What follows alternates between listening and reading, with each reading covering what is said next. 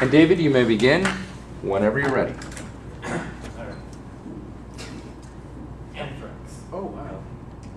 HPV. Measles. The button. Measles.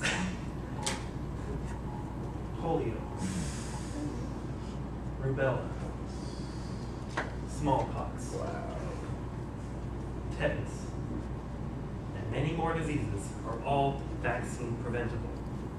These are real diseases and real victims. Many people do fear the vaccines themselves. They either shy away or they outright reject them. The anti-vaccination movement claims that there's a link to autism and other ailments. Vaccines don't actually cause a lot of these conditions, but I'd like to show you that the benefits outweigh the risks. We're going to start off with the hot topic of the day, the link between vaccines and autism. I'll then move on to looking at the difference between the vaccines and the diseases, which is more deadly. And finally, I'll show you some of the results of vaccines. The use of vaccines has been on the rise recently. And with more and more vaccines being given out, people are questioning the safety of them. They're focusing too much on the side effects and not on the benefits. The average citizen will question the safety, particularly of the MMR 3-in-1 vaccine. The anti-vaccination movement turns often to the 1998 study printed in the Lancet Medical Journal, which claims that there is a link to autism, and that this link is directly related to the rise in autism. Andrew Wakefield is a former doctor. According to BBC News, Wakefield lost his license after he was found guilty of fraud and serious professional misconduct. His research used children at his son's 5th birthday party, paid them £5 for blood samples.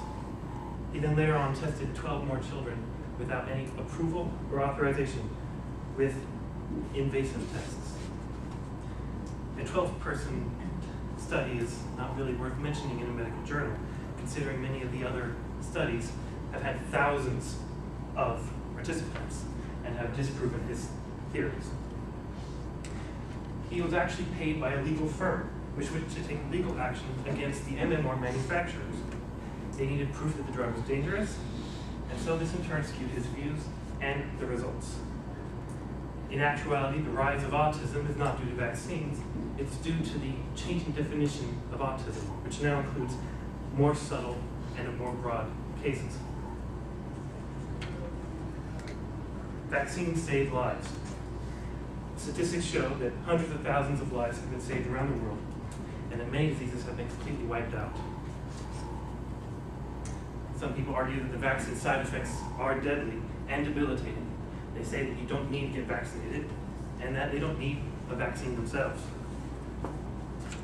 The World Health Organization, American Academy of Pediatrics, Center for Disease Control and Prevention, the British Medical Association, the American Academy of Family Physicians, and many, many other organizations around the world all recommend vaccinations.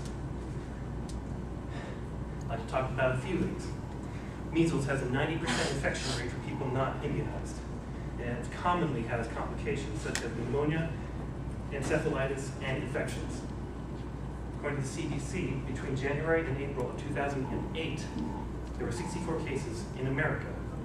63 of them were not immunized. Smallpox carries a variety of complications, including blindness, bronchitis, pneumonia, and arthritis. 20 to 60% of adults die from this disease. 80% of children die. It also leaves permanent scars on all of its survivors. Meningococcus kills fast. 10% of the people get infected die, but 15% of them die within 12 hours.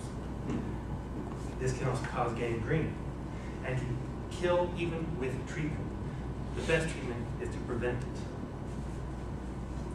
Other pneumococcal diseases, including pneumonia, bacteria, and meningitis, kill more than all the other vaccine-preventable diseases combined, with 40,000 cases in America alone in 2005, with more than 4,400 deaths.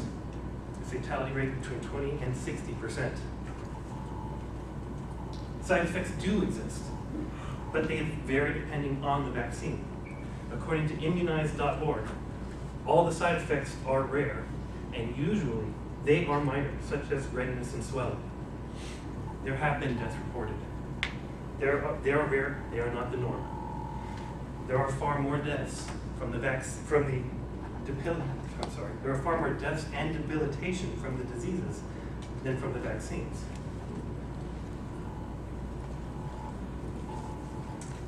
This graph shows the effectiveness of the measles vaccine when it was introduced in the 1960s. Clearly, it has positive results. It's safe and saves lives, and it stops diseases.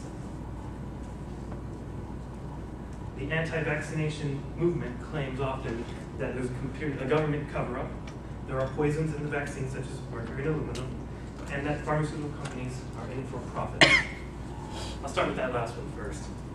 According to Penn and Teller's TV show Bullshit, 2% of their profits, they only make 2% profit from vaccines. That's not very much. They benefit more from preventing these diseases than taking their money, because this helps the economy. It helps jobs, keeps people healthy, and keeps the morale of the country up. There are also often few or no treatments for these diseases anyway. Ethyl mercury in vaccines is a little like Tylenol. A friend of mine, Lily Wade, overdosed on Tylenol last year. She had a migraine headache, and so she took a lot of it. She woke up a week later from a coma and a new liver. So, too much can kill you. A little bit, and I mean very small amount, can actually be beneficial. But, despite this, there are still scares about mercury. Therefore, they have removed mercury from almost every vaccine. And yet, autism and these other things continue to rise. According to the Children's Hospital of Philadelphia, there's only 4 milligrams of aluminum in vaccines for a 6-month-old.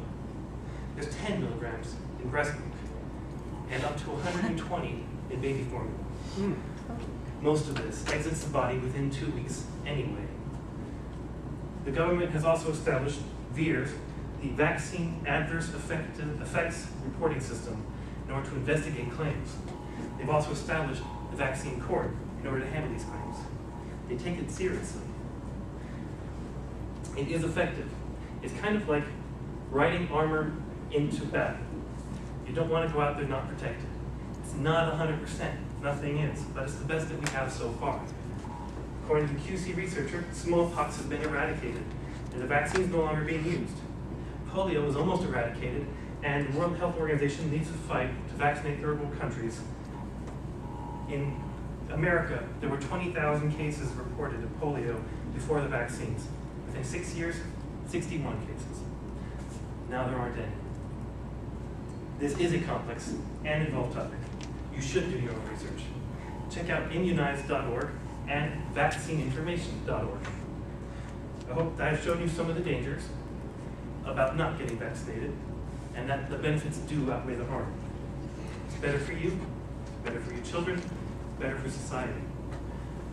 So please, have your children vaccinated. It will save lives.